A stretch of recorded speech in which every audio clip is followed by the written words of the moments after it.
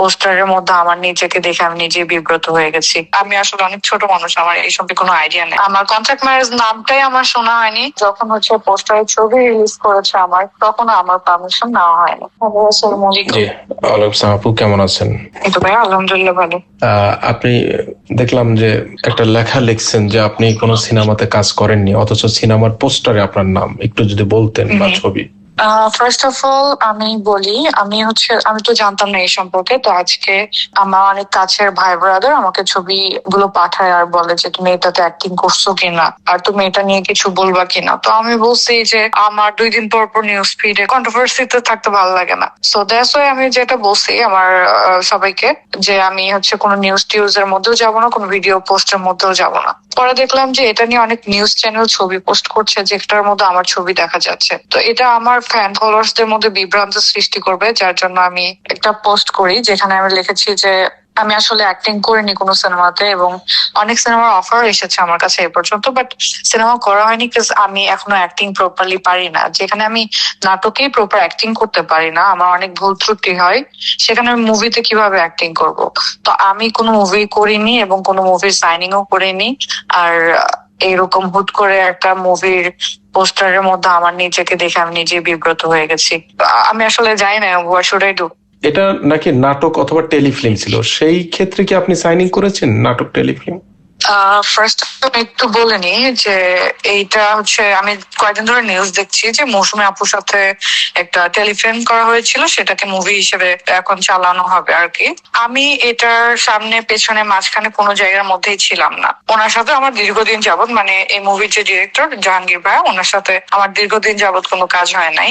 But last একটা কাজ আমাদের ঈদের আগে হয়েছে, এটা বৈশাখী টিভির একটা 7 পর্বের নাটক, যেখানে আমার কো আর্টিস্ট ছিলেন সিয়াম মৃধা। সো এটা অলরেডি ঈদ উল ফিতরে রিলিজ হয়ে গেছে। তো রিলিজ হওয়ার পরে এখন কিভাবে মুভিতে ইউজ করে মানুষ আর কিভাবে সেটা সিনেমা হল থেকে সেন্সর পায়, আমি আসলে অনেক ছোট মানুষ, আমার এই সম্পর্কে কোনো আইডিয়া নেই আসলে।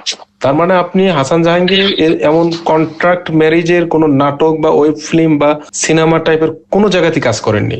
আমার এ ধরনের কোনো কাজ করা হয়নি। আমার কন্ট্রাক্ট ম্যারেজ নামটাই আমার শোনা হয়নি। তারপর মুভি করার প্ল্যান তো আমি এখনো করিনি। আর তারপরে যেটা যে আমাকে মুভি করার অফারও দেওয়া হয় নাই, মুভি করার জন্য কোনো রেমুনারেশনও দেওয়া হয় নাই, বা যখন পোস্টারের ছবি রিলিজ করেছে আমার, তখন আমার পারমিশন নেওয়া হয়নি। এখন আপনার করণীয় কি? মানে যেহেতু আসলে ভাইয়া আমার না নিজের কাছে নিজেরই খারাপ লাগে যখন কয়েকদিন পর পর কন্ট্রোভার্সিতে বা কোনো কিছুতে আমার নাম চলে আসে, যেখানে আমি ক্যামেরা থেকে আমি এখন দূরে থাকতে চাচ্ছি। আমি চাচ্ছি না যে সবসময় নিউজ ফিডে আমার নিউজ আসুক, এটা আসলে লজ্জাজনক। সো এর জন্য আমি একটু চুপচাপ আছি। সো আমি ট্রাই করছি যে কিভাবে কন্ট্রোভার্সি থেকে দূরে থাকা যায়, বাট যেটা কোনো না কোনো ভাবে আমি জড়িয়ে যাচ্ছি, যেটাতে আমার কোনো দোষ নেই। তো এইখান থেকে আমি আসলে আমার ডিরেক্টরকে কিছু বলতে চাই না, বাট এটাই আমি বলবো যে কারো অজান্তে কাউকে না জানিয়ে ফুটেজ অন্য জায়গায় ইউজ করা, তার ছবি অন্য জায়গায় ইউজ করা, এটা আসলে উচিত না।